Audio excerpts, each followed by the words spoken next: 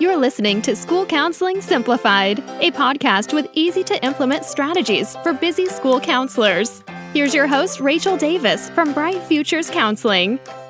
You're listening to another episode of School Counseling Simplified.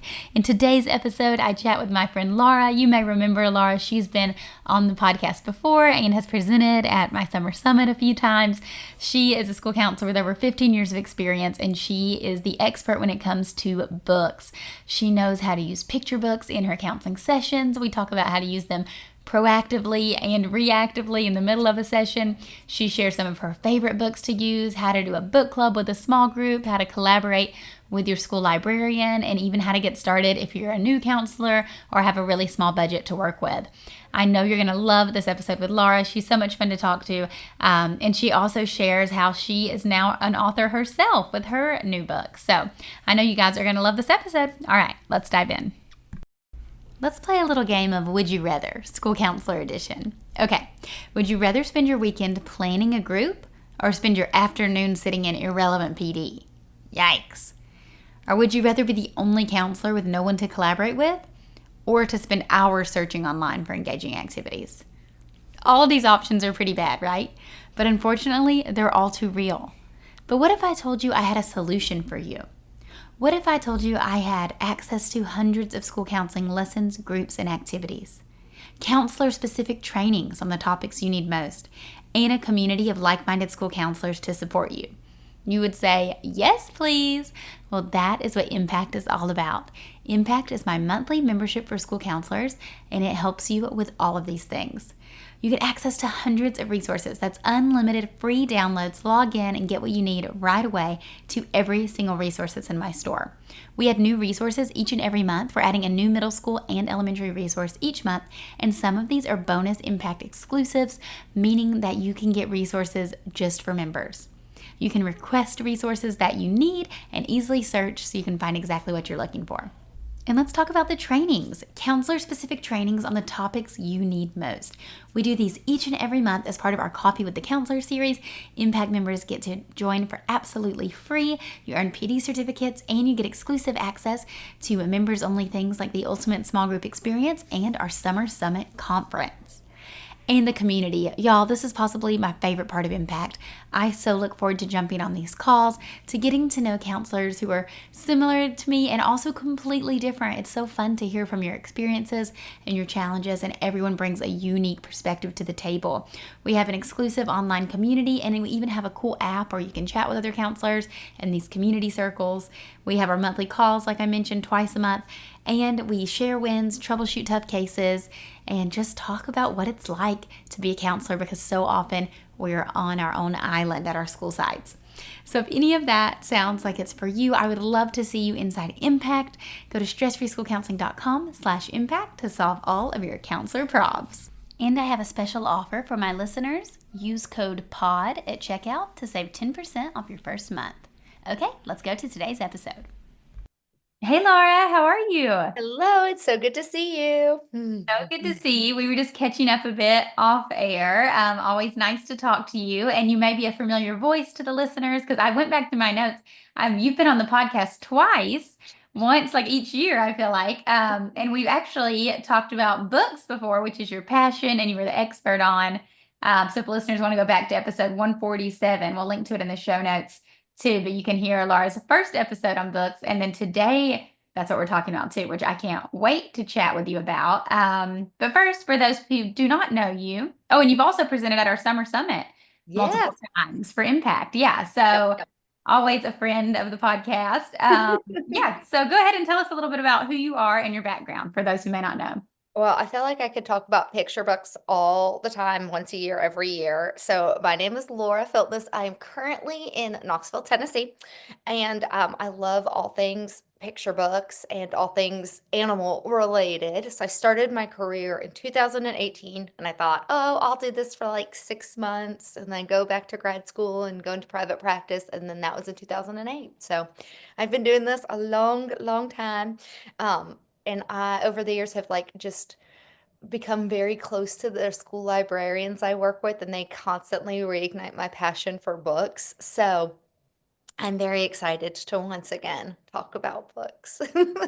And we are recording. You're only hearing the audio version of this, but I can see Laura, and she has a beautiful bookcase in her background. And are they organized by color? It They looks like. are. And I get a lot of like people are love this or hate this. I've decided this is like a real divided issue on the color, like organization. We can talk about this, but like everybody has their own organization system. And I feel like you have to just find what that word is for you specifically. Like I can give you 1,000 ideas on organizing them, but you have to find what works for you. And for me, the color works because I'm a visual thinker. So if you tell me a picture book, I can like picture the cover in my head. Right. And then that's the cover I will go to like on my picture. I'm like, oh, I can picture that color. It's got like a light blue background. So I know to go in my light blue section. Now, every once in a while, that bamboozles me because the spine will be a different color than the cover. And Oh, I can yeah. like find myself getting bamboozled about it. But primarily like that's like what works for me at home. At school, I have a totally different system. But for at home, that's what I do. Oh, awesome. Well, what can I ask what your system is at school? Can we just dive right into Yeah, it? let's dive.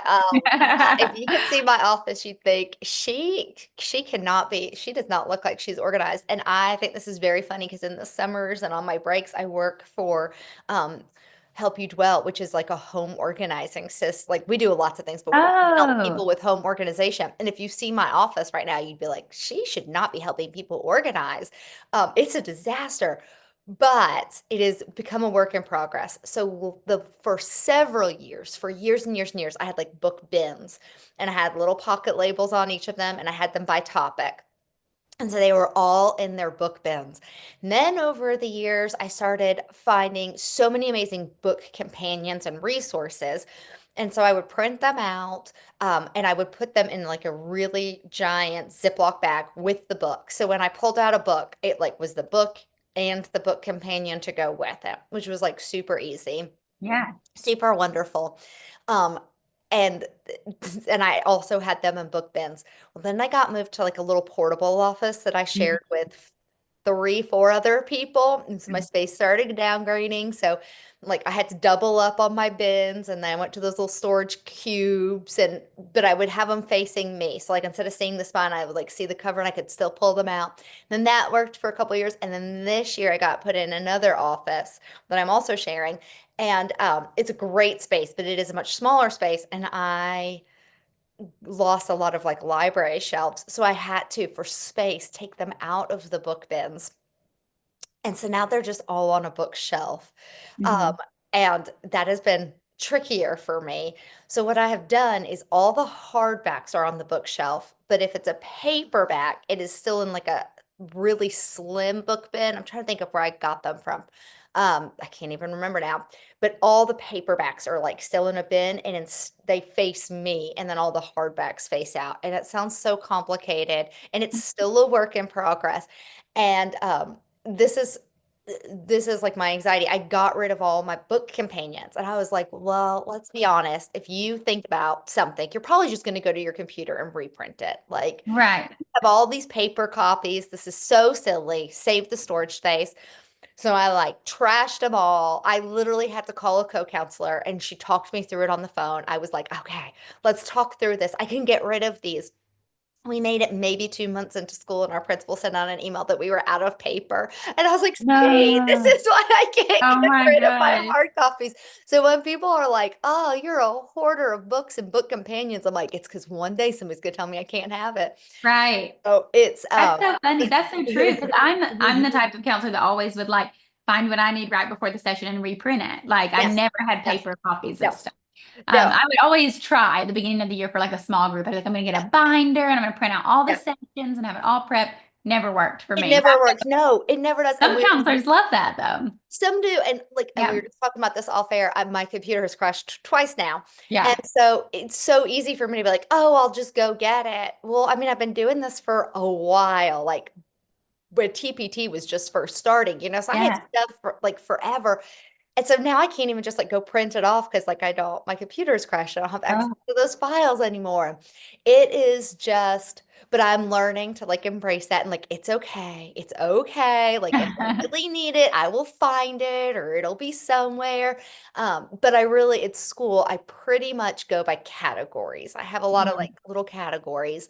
And some of them are doubled up now in categories. But it'll be, I'm like, keep telling myself, like, it's okay. It's okay. I know our audience can't see it, but you could tell I have a really hard time getting rid of books too. Yeah. I have a really, really hard time. But I do recommend like weeding Of through your course. library, getting some new ones, getting rid of some old ones that you haven't put all off the shelf. But I have a real fear of getting rid of my picture books because I'll be in the middle of a session and I'll be like, oh, that reminds me of that picture book. And I like to be able to go and grab it. And when I moved Right. offices this last year, I did downgrade a lot of books. I brought some home. I was like really trying to practice what I preach. Like, you guys can do it. You don't have to own all the books in the world. And then about, oh, I don't know, 2 months ago, I went to get a book off my shelf and I could not find it. And I was like, oh, it's probably at home. It wasn't at home. It wasn't at school. And it is stuck in my brain. And I have a co-counselor at one of my schools. I'm split between schools. And bless her heart, every time she sees me, I'm still looking for that book. I'm really upset about that book. And Do you so think you donated it I or think I lost it? probably did. And Yeah. it is upsetting me to like a level where I feel like my co-counselor needs counseling to deal with Oh me my because I'm like, gosh. that book, I loved it. It was so precious. Like I loved that book. So if any of our listeners are listening and they have a copy of Freckle Face Strawberry, I will buy it off you because I have Wait, been looking high and low and can't find it anywhere. And it also goes to proves that a book can be years and years old and it can still be wonderful. That book was written in 2007, I believe, Freckle Face Strawberry, and I love it because I have freckles and well now I'm getting older, my hair's changing color, but I had red hair for the longest time and it's about a girl who's like embarrassed by her freckles. And I oh, just remember growing up and trying to scrub off my freckles oh, or then like or cover them up. And so that yeah, book is like so meaningful and so precious to me. And it doesn't matter that it's from 2007. It's still like a good book. So, right. mm, Oh my gosh, I love it. I feel like you know books like mm, someone, it reminds me of like someone, like a preacher or someone who knows the Bible and they're just like pulling out verses. Like I have so much memorized. I feel like you're like that. Like you're like, oh, that makes me think of this book in the middle of yeah. a lesson, or like, oh, that one. Which is what I kind of want to ask you about. How do you use them proactively versus reactively? Like, are you planning your lessons around books, or are you just like pulling them out during session because you just have this big database in your head? It's a little bit of both. It's so funny. I have teased for years. I'm very like if you ask me for a lesson plan, like I have an intern right now, and we were talking about lesson plans. I was like, my lesson plan is probably a post-it note with a picture book title and like a topic, and like that's all I need. Like that's all I need to go into a lesson. I could do a whole lesson around a book. So yes, like third grade, for example, I base all my lessons off the Jory John food group series, which is like Mhm. so silly and terrible. Like, but I love it. I love that book series. I can like fit it into our curriculum map so easily. So I know what lessons I'm teaching, but I also know exactly what book it's going to align with. So and he's expanding that book collection. And I almost have to write to him and be like, I only see my students once a month. Like, if you keep expanding, what am I going to do? We're going to have to train Right. for fourth grade. But I love that book series so much. It touches on so many topics. So, yes, I proactively know exactly what book, almost exactly what book I'm going to take into a lesson. Um, and I'll have like maybe like two or three ideas at least. Um, and then in my sessions, I love to have an idea of like, okay, if this came up or we've been talking about this, this is a book we could read. So I do a little bit of proactive, like I have it ready to go, or sometimes I'll have like two or three and I like will let them pick. But I mean, you guys work with kids, you never know. You can be talking about one thing and then they just steer you into a totally different lane. And you're like, hold on, this conversation is totally shifted. Let me think about that. Okay, let me shift my book idea of what we could talk about. The I love worst, that. though, is when they'll shift me and I'll be like, I have a great book for that. And then I'll realize the book is at home. And Oh I'm no. like, the next time we meet, we're gonna read this book. Yeah, I But love it. What about for like a small group? Do you ever do like a book, like a chapter book or a book club kind of thing? yes, I have done love book clubs. I love them. I love them. I'm not a huge fan of small groups during lunch because Same. I feel like it is an intervention and we don't do math interventions during lunch. We don't do reading interventions during lunch. So I'm an intervention just as well. But I also recognize that for some of us, that's like the only time we have available. So I just kind of try to help people like shift their expectations of what that's going to look like. Like if they need a very skill specific small group, I'm like, lunch is probably not going to be our jam. Hmm. But if we need more of like a sense of community or a little more relaxed setting, then I will love to do a lunch bunch book club because they can eat and listen while I Right. read. And then as they finish, they can read along. So I have a couple blog posts about some book club ideas. I think chapter books and picture book, or I think you can do chapter books and picture books. I think when we think Mm. book club, we always think like, oh, a chapter book, like we need a chapter book. And I love using chapter books for book clubs. They're super fun. When it's sunny outside, I love to go outside with the kids and we'll all read. We just finished one with Wild Robot because we were leading up to the movie coming out. So that was super exciting. But I want to encourage everybody, you can use picture books in book clubs too. I've done that where I've had like Scholastic has a book club, Scholastic book clubs. And I got like a copy of The Cool Bean, and we all had a copy of it. So some picture books I have just multiple copies of. But then also you could like read a series. There's so many wonderful picture book series out there, and each time they meet, you could read another book in that series. So picture books are just as fun, and depending on your age, but also how long you have, a picture book might be better for your time. 'Cause Right. I remember doing some boys book clubs and we would start reading and they would get super into it. We'd be talking, we'd end up having just as much discussion as we would be reading. And then one day I'd look at the calendar and be like, guys, we have like 3 weeks left of school. We can't talk about this book anymore. We just got to keep reading Yeah. and finish it. So Right. picture books are good because you know you're going to get through them. Right. That's great. That's a good idea about the series, picture book series. What do you have any picture book series that you recommend for counselors who want to do a book club? I love picture book series.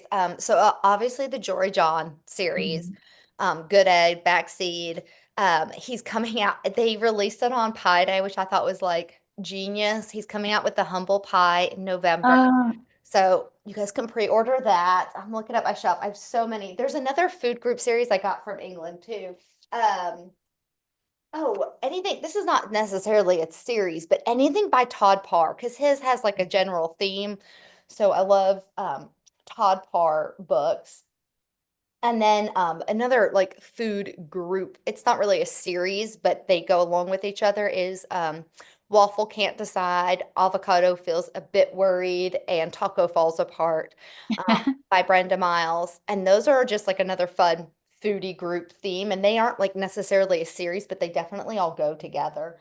and the Um, food's kind of fun for a lunch bunch. oh, I think that's You can the like bring most in, you can have a theme with that. Taco night.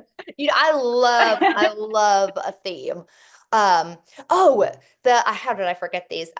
Michael Ian Black, the comedian, has a hilarious series. I'm sorry, I'm bored, I'm sad. That is a hilarious series. He did so well with that. And then there's Tom Percival has the big bright feelings like Finn's little fibs, Bee's best day. Ruby Finds a Worry is probably what a lot of people know. And then there's the Way Past series. So you could do, it's like way past worried, way past mad, way past jealous. So you could talk about a different feeling each week, which I think is a really, really great series. Mhm. Oh, I love that. And what about with teachers? Do you ever have like a copy where the whole grade level or the whole school's doing something since you're only able to go in like once a month that the teachers are doing? So like we'll do our book clubs for like grade levels and we'll invite the teachers. Sometimes if I have like an extra copy of a book, I will give it to the teacher, like as a little extra. I love giving teachers books too, finding like really cheap copies at thrift stores. And like during National School Counselor Week, I will give them little like rewards or prizes for different things. And so I will give them a copy of a book that maybe we were reading. Um, and then I think the other thing I've done with teachers is, well, I will try to collaborate with my library. And we were just talking about this before break because it's just our feels like our time is just so just limited lately. But I used to go in with our librarian and we at staff meetings would have different books that we would have on display for them to pick out and read. And so a lot of times it was like, okay, I only see you once a month. This is the book I'm reading, but here are other books that I wish I had had time to read. Oh, You guys can read it during your class meeting.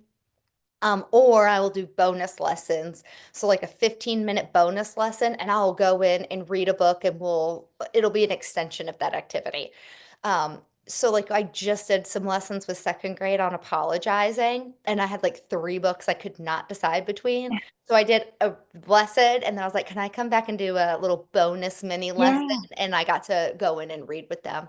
But you can also do like read across America. I will go into the classrooms and read books. Like there's so many just different fun events. And I will say this, I've never had a teacher or a librarian say like, no, don't come read with my kids. Right, of And it course. Oh, gives I me love that. more time in front of them. We have some really good discussions. So I love that you kind of you and the librarian kind of curate some options for the teacher because I'm sure the teachers are like looking for more ways to do like SEL books in their lessons, but they don't know where to start. yes, yes, it's amazing. And like even my music teacher one day was talking about the what if everybody did that, which is also a series, what if everybody did that, said that, thought that.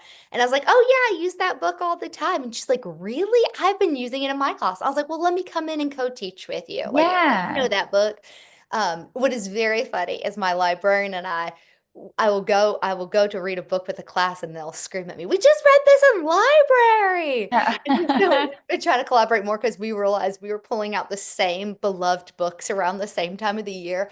Uh-huh. And my response is always, "Awesome! So this time you're going to know it and you'll pick up something different in the book. Like Right. you have to notice something you didn't notice the first time you were reading."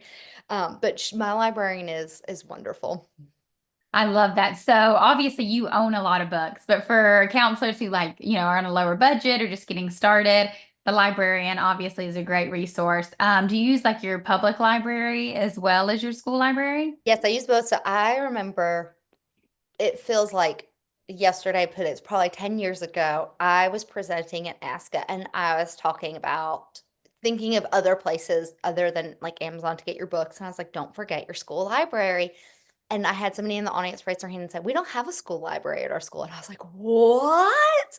So school librarians, I think, are the first wonderful place to go. School librarians hold a very special place in my heart. So yes, collaborate with your school librarian.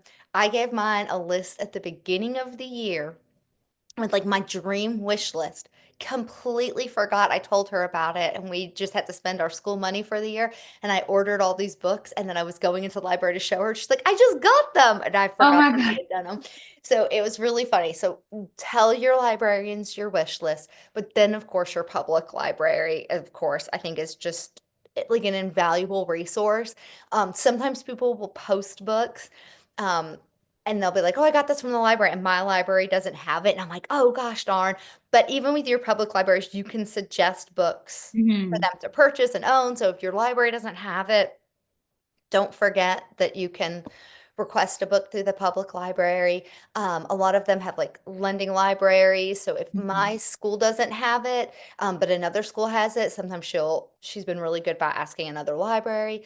I think worst case, you can always go on YouTube and find a read aloud, but a read aloud on YouTube is not the same as reading it That's aloud. what I was going to ask about read It's alouds because not the I felt, same. yeah. I mean, they're watching it and they're watching it like a story, but you can't pause and have those discussions or put your Mhm. own kind of flavor on it. Um, but I think go into your public library. Sometimes we forget about it. People will be like, "Oh, I don't have that book," and it'll take, 48 hours on Amazon. I'm like, well, go to your public library. Right. And also, now more than ever, I think it is so important to support our public libraries. Mhm. So I just really want to encourage everybody to go and support their public libraries um, as they are facing a lot of defunding.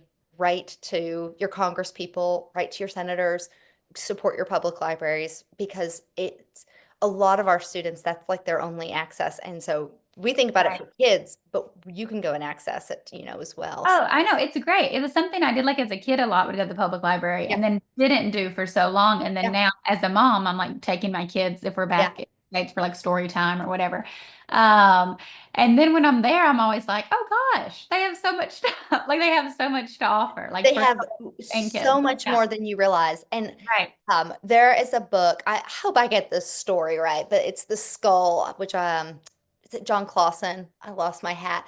I think it's John Clausen. I'm gonna look it up while we're on here because if I have said the wrong thing, somebody is listening to this going, "Oh no, Laura." I know. So it's John Clayson, The Skull. And they hope I remember the story right, that he had read a book years and years and years ago, and he kept thinking about it as one of those stories that stuck with him.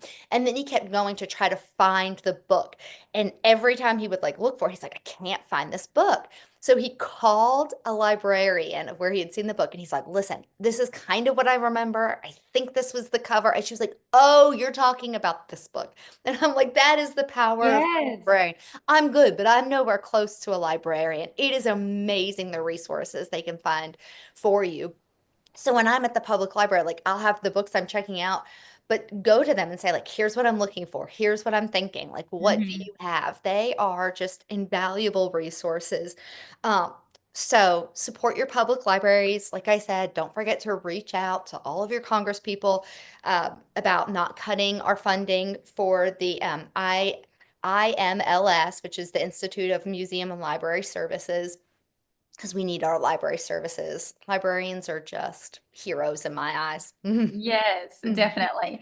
And you had mentioned the thrift store earlier. That's another good option for like It quarter is or it something. is so good. So the other two ones I'll tell you that are just really wonderful. If you are a parent, and if your state has it, Dolly Parton has her Mhm. imagination library, and you can sign your kiddos up and get books. And her books are fabulous. I remember when The Rabbit Listened was a Dolly Parton book, and I was like, yes, this is like one of the ultimate books. So that one is a great one, especially if you have kids. And then the thrift stores. I was just at the Habitat Restore, and I love the Habitat Restore, and all of their books are 10 cents. So I Oh, wow. grabbed a ton of copies. And then even if I had a copy of a book, I'm like, I'm going to get it because, as I was telling you earlier, when I lose a book, it's like the end of my world. I don't know what to do with myself. So I've like, if that it's like 10 cents and it's paperback, like I probably have three copies of the Rabbit Listened right now, because if I ever lost that book, it would be devastating. So I always have like a little backup copy. But yes, go to your thrift stores. The Habitat Resource is like one of my favorite for finding books. But there's just so many. So Is the Dolly Parton thing eligible for any family, or are there restrictions on that? there are not, it's just in your Okay. state. Oh, nice. So yeah, and you get like a book, I think it's a book a month for a full year, and the books are wonderful. And then like we have a local used bookstore that I go to far too often. And for the longest time, they took Dolly Parton's books, and now they don't because there's just so many. So you Mhm. can find them everywhere. People are like getting rid of them and donating them. And so they're Yeah. super accessible, super affordable. So I highly recommend that. And then if you, this will depend on your county. Don't forget to ask your other counselors in your county too. Oh, Um, yeah. because for our county, we all have the same curriculum map, so we're all kind of teaching the same thing at the same time. But we will share out resources and topics. So if I'm like, oh, I don't know if I have that book, or somebody will ask me, like, can I borrow that book? Don't forget to ask your counselors that are around you too. Mhm. Have you ever done anything with audiobooks with kids?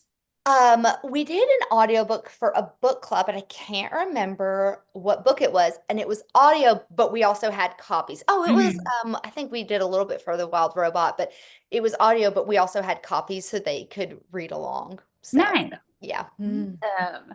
I love this. So many good ideas. And before we go, I want you to share, you have compiled this like beautiful Airtable database. For listeners who don't know what Airtable is, it's like a spreadsheet, kind of like Google Sheets, but prettier and better. I'm obsessed. Yeah. And I can't tell you how many times I recommend that to people, especially my like impact members. They'll be like, hey, Rachel, I need a book on this. And I'm like, I have no idea. Here's Laura's sheet. Like, 'cause you Well, there know. are so many, and I had been cataloging my books in Yeah. so many different ways over the years, and there are so many wonderful apps to catalog your books. There's bounds of them. But and then I even had them on like just sheets of paper. But then one day, and it was not my idea. It was Laura, social emotional. Driscoll. Mm-hmm. Yes, Laura Social Driscoll. emotional workshop. The workshop, that is the word. Yeah. Thank you. It's like it's there's a word. So Laura Driscoll, I got to tell you, I took this idea from her. I think all of my best ideas have been borrowed. She has an incredible Airtable too. And I was like, that's what I need to do. I just need to use an Airtable. So it kind of looks like an Excel spreadsheet, except for you can go down and you could click it by age, you could click it by category, you could just sort those. And there's over 700 right now. So it's Oh my like all God. the books I have or I've seen. I've just realized I have like 1,000 like book limit in Airtable, and that's going to be hard for me. Mm-hmm. But it's a wonderful way if you're thinking like, oh, I would love a book for second grade on this topic. You can easily search it, and then it has a little blurb about the book to see if it like meets your needs. One last little thing I say all the time, and I just want to reiterate because I've said that there was ages on there. People will ask me all the time, like, what can I read? Like this book with this grade, or is that good for this age? And I believe strongly in my heart that picture books are for everybody. Like, I love picture books as a grown adult. The Rhino Suit, if our listeners have not read it, is one of the most beautiful books I've ever read by Coulter Jackson. And I think about that book frequently. I will pull it out all the time and read it and cry and just like think about it. So I think that picture books are timeless and they are ageless.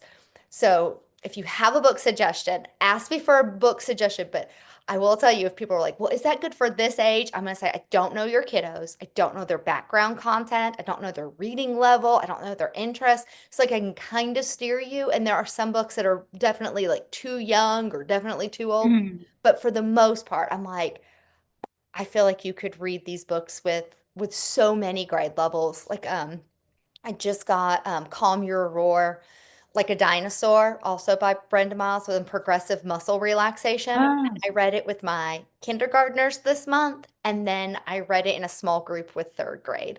yeah. And they equally loved it and got into it. And so there's a lot of things that you have to just take into account when you're thinking about finding that right place. Oh, I love that so much. What advice would you give to a counselor who's just getting started using books? Like they have no books or have barely used books at all. Yeah, so I would say if you are just starting with books and you are thinking like, okay, how can I use this? I encourage you to just like bring it out in a lesson and just start asking your kids questions as you read them. Like, have you ever felt this way? What do you notice? Like, what do you see? The Invisible Boy is a book that I think I have read every year that I have been a counselor and will probably read every year. Because I can just ask the kids, like, what do you notice? What do you see in these illustrations? And they have the most in-depth conversations about it. So don't be scared to just say like, what do you notice? What do you see? Have you ever felt like that? Can you make a connection with the character? There are just some like great like make a prediction. There are some questions that we'll just look at the cover and we'll say like make a prediction. Do you know anybody that's like the main character in the book? So asking them to for your little ones, like asking them to point out things, make predictions, make connections. Um, and then you can also stop and discuss some like vocabulary words. Um, and then, like I said, ask them to make those personal connections.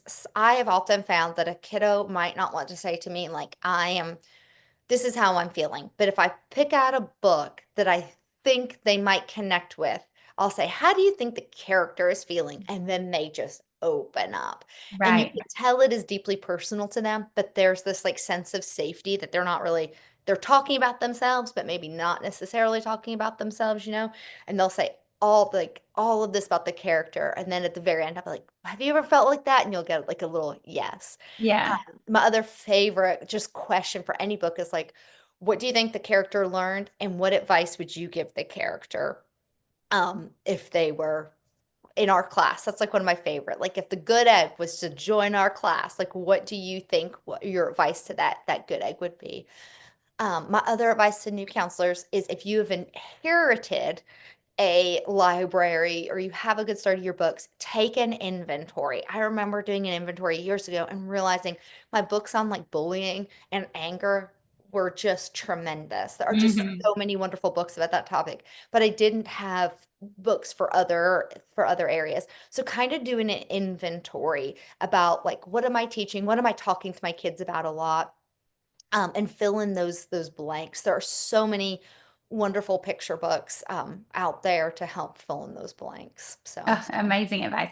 Kind of personal question, but have you written a book or want to write a book? I feel like you should. well, I have had many ideas. Yes and yes. So yes, I've had this dream for a while now. I have going through the process of writing has made me look at picture books in a whole new, brand new light. I was just Googling, and I cannot tell you how many picture books. I could not find an easy answer on how many are produced or published each year. But I know that when I have submitted, I've had agencies say we get like 800 submissions a month. We get 1,000 Oh, submissions a month. So there are so many ideas floating out there. And it was actually Taco Falls Apart. I remember reading that book for the first time and like stomping around and thinking, this is so smart, but why didn't I not write this? And I went yeah. to the author and I was like, your book is genius. And I'm just cranky that I didn't do it. Like Yeah. I've had these ideas that I hadn't put pen to paper. And she has become a beloved friend that just Oh, encourages me constantly to just write down your ideas. So if you are a listener and you're like, I have this idea, I encourage you to write it down. Don't get discouraged. I get discouraged often with this. There are just so many people out there writing. So yes, I've had that idea. All of my like I've had many ideas shot down. I cannot tell you how many rejections I have got, but I am very excited to say that I went under contract with Boys Town Press to publish oh, a book. It's called My Brain is Like a Puppy. And so it was inspired by my dog that has since passed, but he's my support dog that came to schools with me, Boss. And so I, I have seen the illustrations. I think it should be out. I'm not sure of our official release date, but you can be looking for that. So I do have a book coming out with Boys oh, Town yay! Press. Congratulations. Thank you. That's That has been a labor of love. And like I said, going through that process has made me really look at picture books in a whole new light. Picture books should be about 600 words. That's like kind of like a general estimate. And you think, oh, 600 words. Let me tell you, that makes every and, the, a oh. hard, hard. Um, and some books that I think are very like counselor specific books can be a little bit longer or wordier, but that also makes it a lot harder for a read aloud in class. So Mm. like my longer books that are like very counselor specific, and by counselor specific, I mean like they're targeted for school counselors. You probably find them in a school counselor catalog. Like Boys Town Press is amazing for that. And there's several others, but those I tend to keep for individual sessions and small groups Mhm. because they are lengthier. If I'm doing like a general picture book that's probably about 600 words, I'm telling you guys, those 600 words are hard. It's hard to capture a full idea in that many words. Right. And so when you're thinking about a picture book, I want to encourage everybody to think about like, what is my purpose? Like, why am I pulling this off the shelf? Do I need it to teach a very specific skill? Because that's going to be like one book. And then some of them like are your picture books that you would get at Barnes and Noble, and they might be a little more general and not as specific. And so that's going to require your kids to like think a little bit deeper, or it might require you to scaffold your questioning. Mhm. And then don't be afraid to like not even finish the book sometimes. I've had some like longer picture books and we'll be doing it in a class and we won't even finish the picture book. Stuck is my favorite one for driving the kids crazy with that, about a kid that gets stuck in a tree. And we will stop like in the middle of that book when he is stuck with all of his things stuck in the tree. And then we'll do a teamwork lesson where they have to use some STEM resources to create and design something to get all the stuff unstuck. Oh, cool. And then when they're like, are you going to finish it? I'm like, no, you have to go to your library. You have to go to the school library and finish that book. So I like give them a little spoiler and a tease, and it's super fun. But like I said, it's just made me think about how hard it is for authors. Like, I just have a brand new, beautiful appreciation for how you get an idea across in limited words and you're Mhm. trying to show, not tell, and you want to, it's an amazing world out there. And I bravo to all those picture book authors because it's not an easy challenge. So, Yeah, definitely. I know I hear people who have written books and that not even children's books, just in general, and they're always saying like it was the hardest thing I've ever done. Like not going to do another one. it is. I remember like I can't even tell you how many edits we've gone through with Boys Town Press and what I submitted and what it is now are like night and day. And they have been just beyond wonderful walking me through this process because I have learned so much. I've also learned that I'm not great at rhyming. I thought I could, but nope, I don't have the stanza down. So, uh, but it makes you literally think about every single word and then I'm like, what is the most important thing? Like, what do you want your message to be? Or what thing do you want to teach them? Um, Brenda Miles has been just a dream for me on that. And then I'll tell you who else's books I love, and I think she's just a wonderful resource is Ashley Bartley, who wrote like Mhm. Opal the Octopus, and she has been a great support system. And she has a new book that just came out, and I'm like, Oh, Ashley, I don't know how you do it. Like, it yeah. takes me forever to think of one idea, and she's just got some amazing books. So, yeah. Awesome. Well, thank you so much, Laura. Best of luck with that. So exciting. We'll Thank be on the you. lookout for that. Yes, and we'll share the link to your database. And where can people connect with you if they want to have follow-up questions? Yes, so I am mostly on Instagram, the Positive School Counselor, PAWS, like puppy paws, school counselor, and then I have my blog. I pretty much that is like where I'm the most active. So connect with me there. I'm trying to do as many picture books on there as I can because somebody once teased me I could share a picture book a day and not get halfway through my library, and that's probably true. So you definitely connect with me there because I share all kinds of books there, and then they can um, follow me at positiveschoolcounselor.com where I have my book resources and you guys can email me. And then hopefully, of course, follow me on different conferences like Summer Summit. I'm always throwing out book resources. So come join us for all the summer PDs to learn about more books. Yes, awesome. Well, thank you, Laura. It's always fun talking with you. You too. Thanks for listening to School Counseling Simplified. You can find the links from today's episode in the show notes. If you'd like to connect with Rachel, she's on Instagram and Teachers Pay Teachers at Bright Futures Counseling. Be sure to subscribe to the podcast so you don't miss any episodes of School Counseling Simplified. Talk to you next week.